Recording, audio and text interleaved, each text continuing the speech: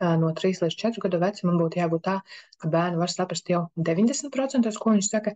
Jā, varbūt tā, ka kaut kādas skaņas viņš neizsaka, bet to vārdu kā tādu mēs saprotam, ko viņš saka. Mums bērnam nav jāpārjautā.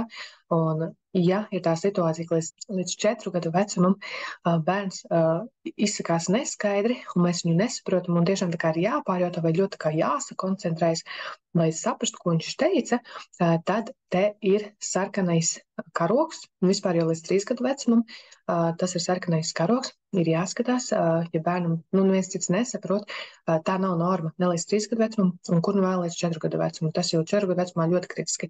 Tas nozīmē uzreiz ir jāiet pie logopēda, audio logopēda vai miofunkcionālā speciālista, un viens no tiem, kas no jūsu pusē ir pieejams, viņš arī ir konstatējis un pastāstīs, kas tur ir un kas ir jādara. Valoda ir jāattīst, jo tā ir ārkārtīgi būtiska.